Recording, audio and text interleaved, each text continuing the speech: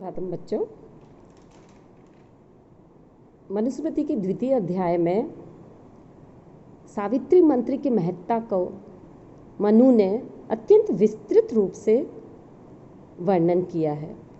इसलिए लगभग 12 से 15 मंत्र इस सावित्री मंत्र के उन्होंने दिए हैं। पिछले वीडियो में मैंने 79 और 80 मंत्र की व्याख्या की थी। इसमें हम लगभग 2-3 मंत्रों की एक साथ व्याख्या करके सावित्री मंत्र अर्थात गायत्री मंत्र के जप की महत्ता को व्याख्यायित करते हैं, जिसमें उन्होंने बताया है कि सावित्री अर्थात गायत्री मंत्र वेद मुख कैसे है, उसको वेद मुख कहा है।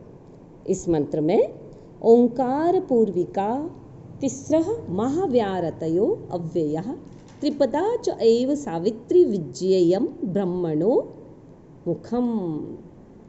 ओंकार पूर्विका, ओंकार है पूर्व में जिसके, ऐसी अव्ययः न व्ययः इति अव्ययः अर्थात जो कभी नष्ट नहीं होने वाली, नए तत्पुरुष समास है।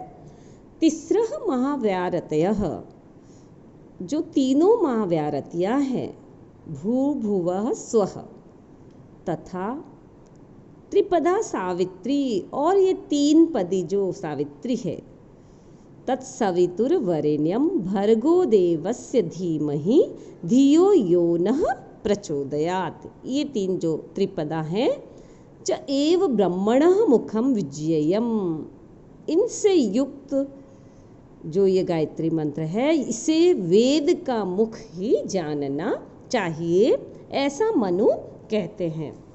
अर्थात जो ओम शब्द है, जो अकार उकार और मकार से बनकर मिलकर बना है और जिसका कभी भी विनाश नहीं होता है, ऐसी जो 3 भूह भुवः और स्वः, ये 3 जो महाव्यारतियाँ हैं, और त्रिपदा जो सावित्री है, तत् सवितुर्वरेण्यं भर्गो देवस्य धीमहि धियो यो नः प्रचोदयात्, इन तीनों को मनु ने और अन्य विद्वानों ने वेद का मुख कहा है, क्योंकि इसकी शुरुआत ही वेद से होती है और इसके जप से परमात्मा की प्राप्ति तक संभव है। और इस मंत्र को जप पाप नाशक और पुण्य प्रदायक कहा है। अतः मनु कहते हैं कि सावित्री की मंत्र की जप की अनिवार्यता उन्होंने वेद अध्ययन के पूर्व में बताई है। इन तीनों मंत्रों को अर्थात इन तीनों से युक्त गायत्री मंत्र को जप करने से क्या क्या फल मिलते हैं, इस मंत्र में मनु कहते हैं, यह अधीते हन्य हन्ये तान त्रीणि वर्षाणि अतंद्रितः स ब्रह्म परम अभ्येति वायुभूतः स्वमूर्तिमान।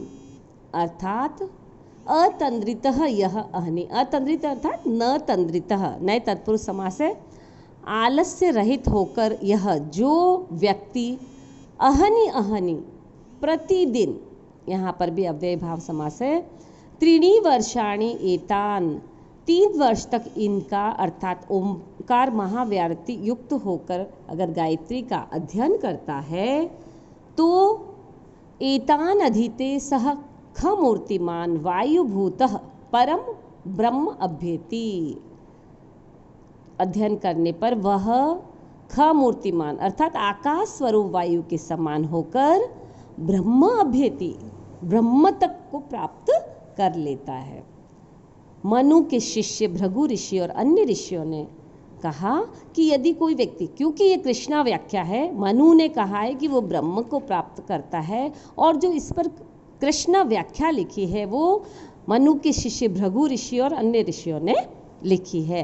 तो यदि कोई व्यक्ति आलस्य का परित्याग करके प्रतिदिन प्रातःकाल और सायकाल दोनों संध्याओं में 3 वर्षों तक यदि ओंकार और तीनों महारतियों से युक्त सावित्री मंत्र का अनवरत जप करता है तो वह गायत्री मंत्र के जप के प्रभाव से आकाश के समान अदृश्य रूप वाला होकर, वायु के समान हल्का होकर सच्चिदानंद घन ब्रह्म यानी परमात्मा को प्राप्त कर लेता है। अर्थात गायत्री मंत्र के जप के प्रभाव से व्यक्ति वायु के समान सर्वत्र गति वाला हो जाता है। यही इसकी विशेषता है। अर्थात समस्त मनुष्यों को या ब्रह्मचारियों को या समस्त वर्ण के लोगों को गायत्री मंत्र का जप अवश्य ही करना चाहिए।